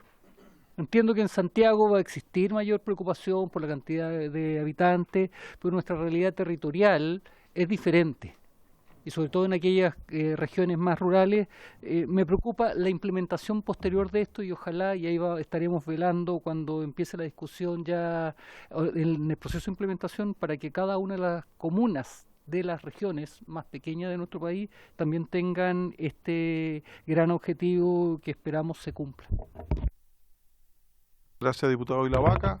Señor ministro, si tiene alguna observación. Sí. Yo estoy muy de acuerdo con la perspectiva general que plantea el diputado Vilavaca, y recogiendo otras experiencias de implementación de proyectos de ley complejos como son servicios nacionales. Ustedes recordarán que este Congreso Nacional aprobó la ley 21.527 el 12 de enero, que se publicó el 12 de enero del año 2023, que es la que crea el nuevo Servicio de Reinserción Social Juvenil. El 13 de enero del año 2023 se publicó. Que crea el nuevo Servicio de Reinserción Social Juvenil, que es la ley 21.527, que establece una implementación gradual, precisamente para ir viendo cómo esa implementación se hace a lo largo del territorio. Establece macrozona norte, macrozona sur, macrozona centro. Y ir resguardando también que los recursos, y eso también es bien relevante, porque como los recursos para la implementación de ese servicio son aprobados, por cierto, con el informe financiero, pero además con la ley de presupuestos de cada uno de esos años, pues el Congreso Nacional también puede tener un control muy específico de los recursos que se están destinando para la aplicación, y además ver en el informe presupuestario dónde se van a, por así decirlo, poner los acentos presupuestarios en cada una de esas regiones. Entonces, recogiendo esa experiencia, esta ley también establece una implementación gradual en el artículo 7º transitorio, que establece implementación conforme a la distribución que tienen actualmente las corporaciones de asistencia judicial, entendiendo que son 4 del país. Entonces tiene una implementación gradual de 4 años, donde se va a poder ir viendo e ir certificando, por así decirlo, la implementación concreta en cada una de las regiones, y no una implementación de una sola vez en todo el territorio nacional. Hemos tenido malas experiencias como política pública cuando estas implementaciones se hacen de una sola vez, y para no cometer esos errores, este proyecto es lo que establece una implementación gradual que va a ir permitiendo ver cómo se implementa en cada una de las regiones que van a coincidir con los espacios que tiene cada corporación actualmente. Entonces, así la corporación de Tarapacá, con las regiones que abarca actualmente, la corporación de la región metropolitana, de Valparaíso y de Biobío. Muchas gracias, señor subsecretario. Hecha esa consideración, entonces procedemos a la votación del artículo 19, propuesta actual 21, que consta en la página 21 del comparado. En votación. Gracias, señor presidente. En votación el artículo 19, que pasa a ser 21. Don Jorge Alessandri, a favor. Don Gustavo Benavente, A favor. a favor. Doña Joana Pérez, a favor. A favor. Doña Carol Cariola, a favor. Don Marcos Vilavaca. Sí, presidente, quiero dejarlo también en mi votación la aprehensión. En mi región yo tengo Ministerio Público también, que es otro órgano auxiliar de justicia. Pero resulta que tengo, no en todas las comunas, y en muchas de las comunas son Ministerio Público unipersonales. Y cuando tengo unipersonales, resulta que este acceso y la profesionalización se las paila, no tenemos posibilidad. Entonces, como tengo esa aprehensión, la quiero dejar presente. No quiero que me ocurra con lo que sucede con el Ministerio Público, lo que sucede con la Defensoría, para la generalidad de las comunas más pequeñas de mi región. Pero de todas maneras voy a aprobar esto. Gracias. A favor, don Marcos Vilavaca. Doña Erika Ñanco. ¿A favor? A favor. Don Luis Sánchez, a favor. Don Gonzalo Winter. A favor. Y señor presidente. A favor. A favor. Se aprueba entonces por unanimidad. 900. Muchas gracias. A continuación corresponde discutir el artículo nuevo artículo 22, receptor judicial especial, tratándose de causas en las cuales la representación corresponde a abogados del Servicio Nacional de Acceso a la Justicia y Defensoría de Víctimas. La designación de receptor judicial especial a que se refiere el artículo 595 del Código Orgánico de Tribunales podrá recaer en algún funcionario del servicio, designado para tal efecto mediante resolución del director o directora regional respectivo. Esta designación podrá hacerse directamente sin necesidad de efectuar la designación de un receptor judicial mediante el sistema de turno. Está muy acostumbrado ahora al reggaetón el diputado y la vaca. Continúo. Inciso segundo. Y no lo han visto bailando. Sí, corriendo sí. La designación podrá realizarse sin especificación de un procedimiento, asunto o actuación determinada. En tales casos, la designación que efectúe el director o directora regional deberá ser comunicada a la Corte de Apelación respectiva, pudiendo realizarse su revocación de la misma forma. El texto íntegro de estas resoluciones deberá ser publicado en la página web del servicio. Y los funcionarios, el inciso final señala que los funcionarios que se designen para estos fines serán administrativa, civil y penalmente responsables por las actuaciones que ejecuten en su rol de receptores judiciales. Ofrezco la palabra al Ejecutivo sobre este artículo. Don Héctor Valladares, jefe de la División Judicial. Muchas gracias, presidente, a través del ministro subrogante de Justicia. Bueno, para nosotros este artículo es súper importante porque gran parte, digamos, de lo que recogimos en el estudio de brecha antes de poder construir la indicación sustitutiva a partir de poder identificar bien dónde están los problemas en los retrasos de la tramitación de las causas y particularmente lo que señalan los usuarios, que es esto que paso de un postulante y después me toca otro y pueden pasar años con distintos postulantes y no avanzan las causas. Nosotros identificamos que una de las brechas más relevantes era que los altos tiempos, los postulantes duran 6 meses y a veces una notificación puede tomar 4 meses, a veces puede tomar 1 año, y eso es porque hoy día por el régimen de incentivo que tienen los receptores judiciales, notificar causa o hacer trámites digamos, para la Corporación de Asistencia Judicial no le reporta ningún beneficio económico y muchas veces les implica incurrir en gastos. Entonces, hoy día la estructura que está vigente es completamente ineficiente. Entonces, nosotros creemos que a partir de la experiencia que existe, por ejemplo, con los receptores especiales del Consejo de Defensa de Estado, a partir de los receptores que existen, por ejemplo, en materia de tribunales laborales, esto puede ser una cuestión que de verdad le permita al servicio hacer una planificación respecto a sus receptores. Entonces, respecto de esto es un artículo que puede pasar, ¿no es cierto?, desapercibido, pero va a tener un impacto respecto de la calidad del servicio que es bien fundamental. Así que nosotros... ¿Y quién lo redactó el artículo? No, el equipo. Esto es siempre un trabajo en equipo, ¿ah? Un trabajo conjunto. No. Bueno, así que eso, presidente, sería en respaldo de... Muchas gracias. Sí, se parece mucho a los receptores ad hoc de los juzgados de policía local también, que es importante. No sé si yo creo que está meridianamente claro. Si le parece a la comisión, lo aprobamos por unanimidad. ¿Estamos todos de acuerdo? Diputado Benavente, no. Procedemos en votación.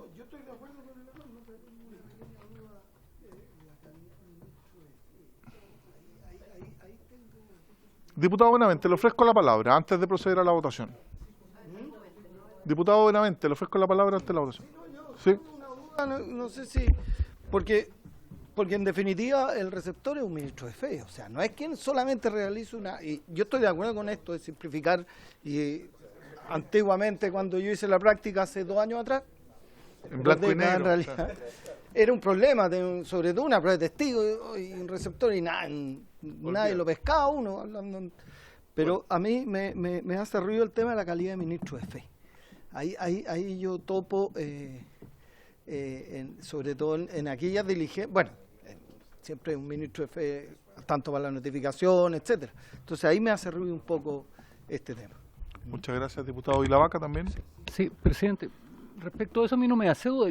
Tenemos una figura actualmente que se utiliza respecto a esto, que es el Consejo de Defensa del Estado. El Consejo de Defensa del Estado tiene para sus causas un funcionario exclusivo que se dedica para hacer y es ministro de fe, ¿ya? Y hace de receptor, ¿ya?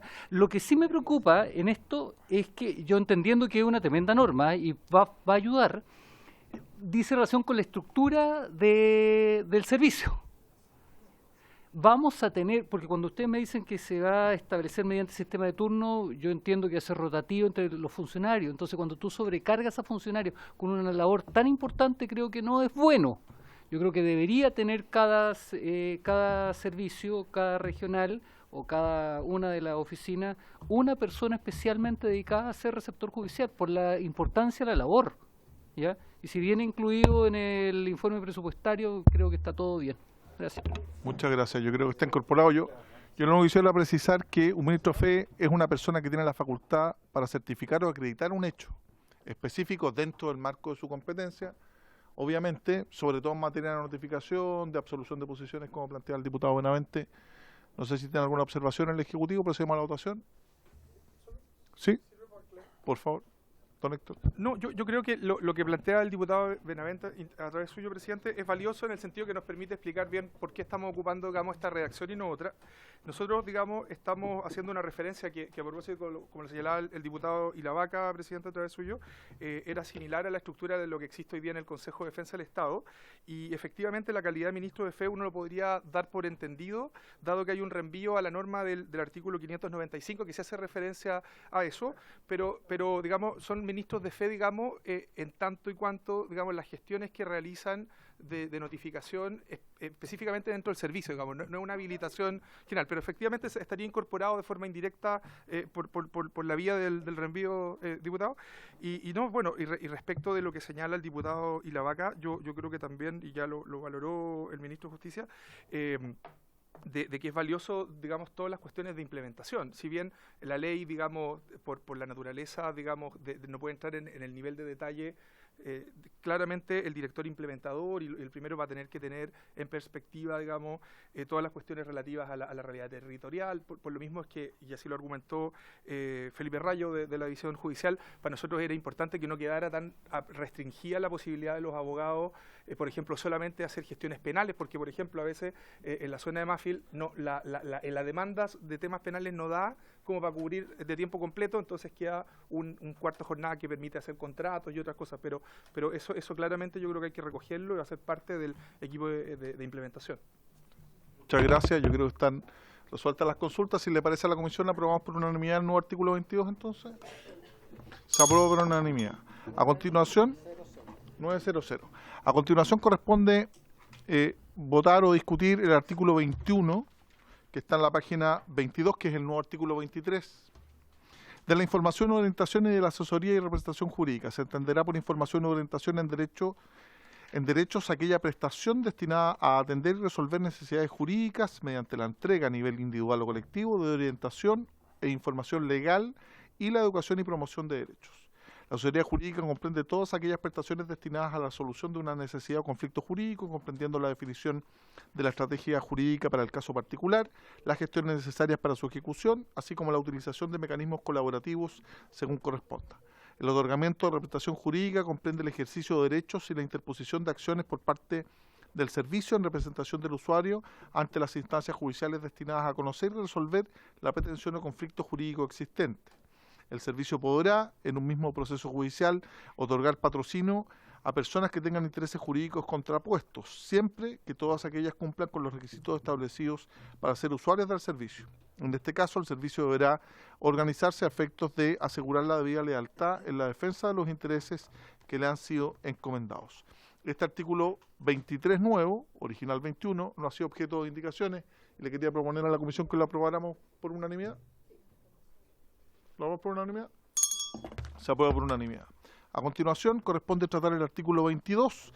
Atención a grupos de especial protección. El servicio proveerá información, orientación, asesoría y representación jurídica especializadas, así como apoyo social según se requiera a las personas que integran los grupos de especial protección previstos en el reglamento que se refiere al artículo 17 o en otras leyes especiales. El servicio deberá procurar la atención integral de estas personas, otorgando en los casos que corresponda, de acuerdo con lo dispuesto por el director o directora nacional, asistencia psicológica a los usuarios. Podrá igualmente coordinar la gestión de otras prestaciones por parte de las instituciones públicas y privadas que correspondan. En el caso de niños, niñas y adolescentes, la atención se otorgará en los términos previstos en la ley número 21.430 sobre garantías y protección integral de los derechos de la niñez y adolescencia. En el caso de los adultos mayores, la defensa especializada deberá prestar particular atención a eventuales situaciones de abuso psicológico, físico, económico o de abandono, considerando las particulares necesidades de este grupo etario. Hay una indicación, la número 27, que consta en la página 23 de los diputados Alessandri y Benavente, que dice mucha relación con lo que discutimos en el 7, 18 y 19. No sé si tienen a bien retirar esa indicación. Diputado Alessandri.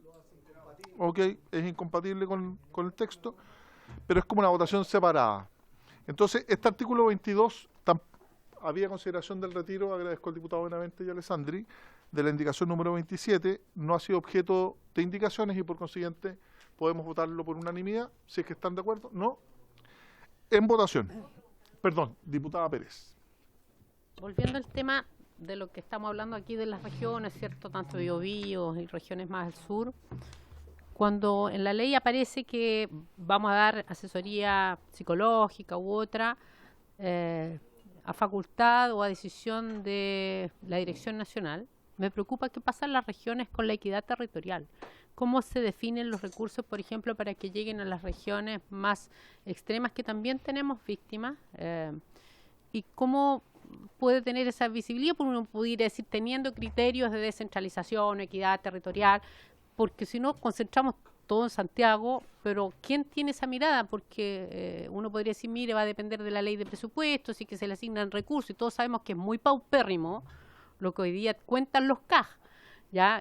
Por ejemplo, pero hoy día está un nuevo servicio, uno esperaría que haya una mejor redistribución, entonces me preocupa esto si no lo dejamos establecido en la ley de alguna u otra manera, no amarrado, pero al menos que quede en el espíritu de la ley y que la nueva dirección que llegue el día de mañana, sea nacional, regional, sepa que en las regiones también no vamos a tener una justicia de tercera categoría. Ya hablábamos primera, segunda y en regiones y en comunas más australes de tercera categoría. De alguna manera, por eso quiero que el Ejecutivo me diga cómo pretende tomar esa definición para prestar asesoría, lo dice acá, dice según o a disposición de la Dirección Nacional. Entonces, hablemos de la descentralización. Eso es lo que yo quiero que él me diga, cómo aseguramos que en regiones también tengan ítem. Si llegan 10.000 millones, no nos vamos a gastar los 10.000 millones solo en Santiago, se fijó en la metropolitana. Saber que esa señora que exige, o cualquier persona en región, no le va a decir, sí, pero es que no hay recursos. Eso es lo que yo quiero asegurar. Gracias. Muchas gracias, diputada Pérez. Se ofrece la palabra. Diputado Sánchez. Muchas gracias, señor presidente. Quiero valorar lo que decía recién la diputada Pérez, porque evidentemente, bueno, y lo sabemos los que representamos a distritos en regiones, siempre queda en un tercer y cuarto orden la realidad particular de todas las regiones distintas a Santiago. Y creo que esto puede volverse especialmente grave y por eso yo pedí de todas maneras que votáramos este artículo, porque voy a hacer el punto de todas maneras. Creo que no es positivo esta idea de que se profundice la lógica de grupos de especial protección y que entremos en una idea de cómo se regula el funcionamiento de una defensoría de las víctimas y ya después aplicable a todo tipo de órganos del Estado, más centrado en estas divisiones de categorías de personas o de grupos de personas, cuando en realidad el primer criterio diferenciador que nosotros podríamos decir existe en nuestro país que distingue el acceso a oportunidades y la verdadera vulnerabilidad en todo orden es Santiago versus regiones. Y aquí en el fondo, claramente, si es que tú tienes una defensoría de las víctimas y su posterior reglamento que es la lógica orientadora principal de cómo le garantizamos el acceso a este servicio a todas las personas, pasa primero evidentemente por los criterios generales de vulnerabilidad social y después en segundo orden vamos identificando por todo Chile distintos grupos que por distintas razones, todos con una flexibilidad amplísima, entendemos desde el gobierno que tienen una vulnerabilidad particular porque son hombres, porque son mujeres, porque son altos, porque son bajos, porque son de aquí, porque son de allá. Claro, al final es cierto. Esta cuestión que es de la realidad, así de la raíz de lo que es nuestro país, que es regiones versus el acceso a bienes y servicios y prestaciones estatales en Santiago. Claramente, es cierto lo que dice la diputada, por su intermedio, presidente, pasa a un cuarto, quinto y sexto orden. Entonces sí creo que es importante que ahondemos más en cómo esta ley y el resto de las leyes que crean servicios públicos reconocen ese problema que tenemos en Chile y no nos mantenemos en estas otras abstracciones que a veces son mucho más difíciles de encontrarles una raíz en la realidad. Muchas gracias. Muchas gracias, diputado Sánchez. En votación entonces el artículo... Disculpe, señor subsecretario, señor ministro. Bueno, muchas gracias, presidente, por su intermedio. Yo creo que este proyecto hace dos cosas que se han venido haciendo en la legislación nacional y que, a mi juicio, aseguran igualdad territorial. La ley 21.430, que es la ley que crea el sistema de garantía y protección integral de los derechos de la niñez y la adolescencia, estableció que todo niño, niña o adolescente que se encuentre en un proceso proteccional y que requiera de una representación jurídica en ese proceso, tiene que contar con un abogado o abogada que lo represente. Eso lo establece en el artículo 52, si mal no me equivoco. Entonces es una obligación que no depende de la cobertura territorial, porque el Estado tiene que garantizar que un niño, niña, adolescente que se encuentre en esa situación específica tiene que contar con un representante, ¿ya? Este proyecto tiene esa lógica, tiene una lógica de un sistema de calidad a nivel nacional, que es el que establece el artículo 32, tiene un 32, sí.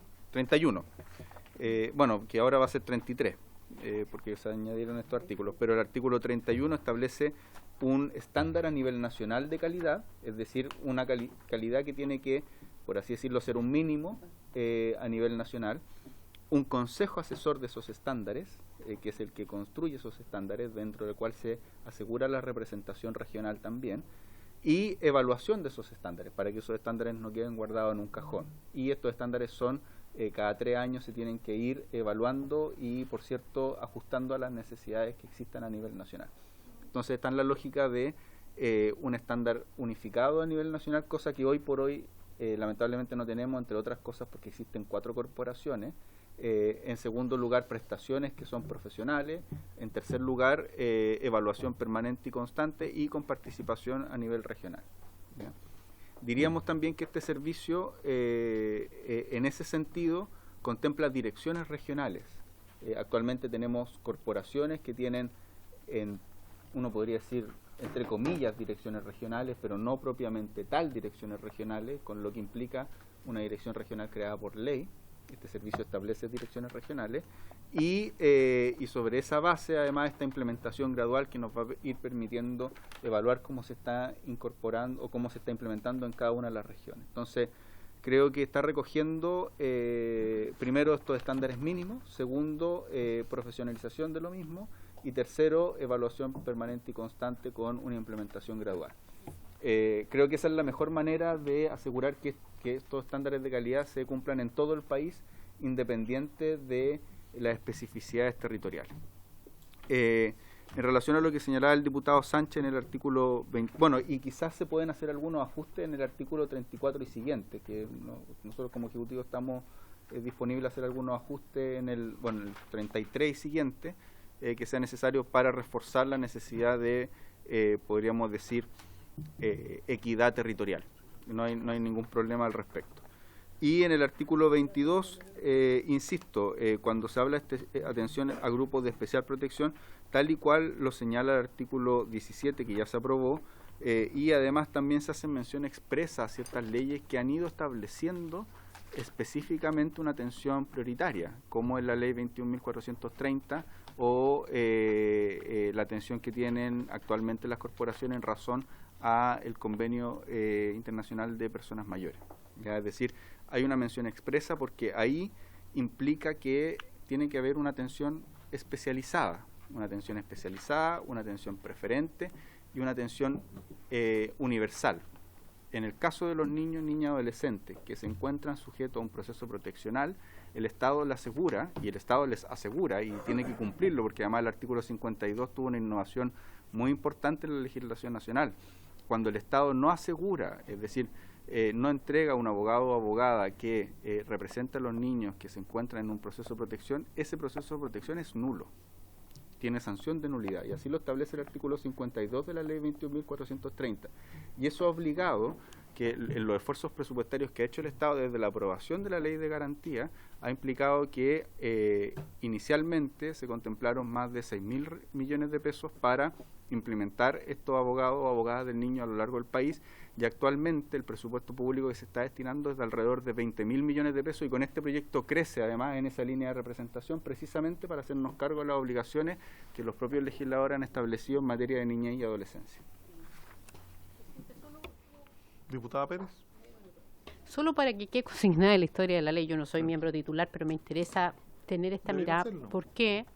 Porque, por ejemplo, yo represento a islas, la isla Mocha u otros, y ahí ustedes dicen, mire, en Santiago hay más plazas de abogados, pero en una isla o en una comuna pobre no lo hay. Entonces necesita el Estado estar presente, y por eso yo digo que cuando usted hablaba en el 17 de ciertos criterios del reglamento, vulnerabilidad y todo, la vulnerabilidad no se vive igual de Santiago que en una región austral o en una isla, ¿ya? Entonces, por eso voy yo, porque esos criterios no calzan. Lo que usted habla en el 17, y probablemente si usted se compromete como ejecutivo en el 34 o el 31 que habla, un poco de criterios de equidad territorial, uno puede entender que esa persona va a tener al menos garantizada la posibilidad de golpear la puerta del Estado y que no le cierren las puertas, ¿se fija? Porque hay un criterio de equidad territorial. Eso es lo que quiero transmitirle. Gracias, presidente. Muchas gracias, diputada Pérez. ¿Está de acuerdo el señor ministro? Sí, o sea, lo que les decía, nosotros consideramos que efectivamente la estructura de este servicio va hacia allá, tener una atención jurídica y psicosocial general, con estándares mínimos en todo el país, con una evaluación permanente. Si de la redacción del artículo 32 y siguiente no está lo suficientemente claro aquello, no tenemos inconveniente como Ejecutivo en clarificarlo. O sea, nos parece que estamos en la misma sintonía, presidente. Muchas gracias, ministro. Entonces vamos a proceder a votar el artículo 22 original, actual artículo 24, que dice relación con la atención a grupos de especial protección. En votación. Gracias, señor presidente. Don Jorge Alessandri, el artículo 22. A favor. Don Gustavo Benavente. Abstención. Don Gustavo. Doña Joana Pérez. A favor. A favor. Doña Carol Cariola. A favor. Don Marcos y la Vaca. A favor también. Doña Pamela Giles. Quiero solicitarle, presidente, que pudiera adjuntar mi votación favorable a los artículos anteriores que no voté, que no le digo los números porque fueron cambiando, sí, ¿ya? Pero todos ellos de manera afirmativa. También quiero decirle que sería útil que junto con entregarnos las cifras muy loables, por supuesto, de la cantidad de dinero para la contratación de abogados de niños, niñas y adolescentes en situación de protección, sería bueno saber cuál es el resultado de esas gestiones, porque puede que haya abogados que estén estupendamente bien pagados y los niños no necesariamente bien protegidos. Yo voy a votar, por supuesto, a favor esto. A favor, diputada Giles.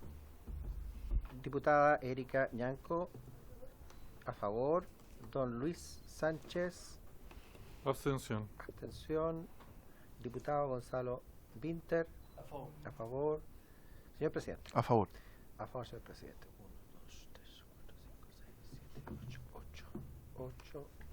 Entonces, 0, 2. 802. se aprueba entonces por 8 votos a favor, 0 en contra, 2 0 en contra, 2 abstenciones. Y le quiero pedir la unanimidad de la mesa para incorporar la votación de la diputada Pamela Giles favorable. ¿No decide? ¿Estamos todos de acuerdo?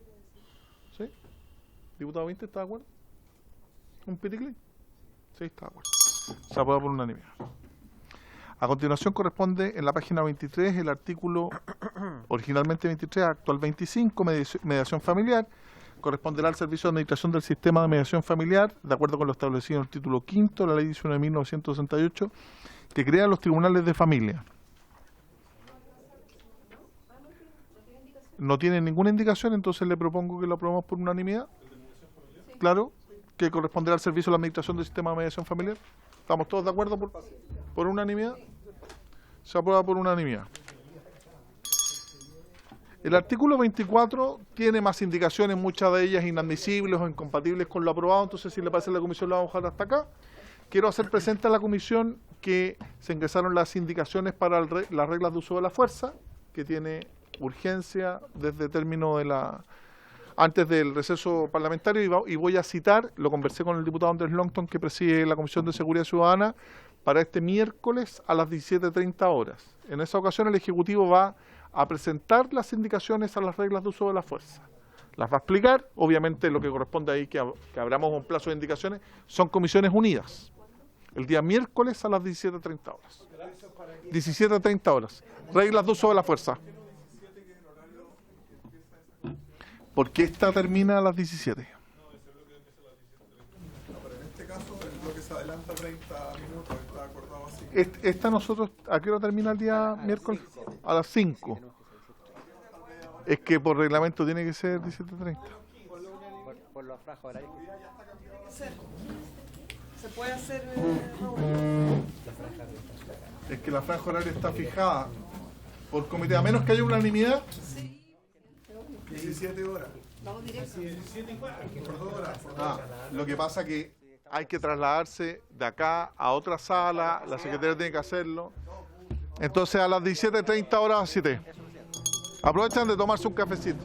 Y por haberse cumplido el objeto de la acción, esta se levanta.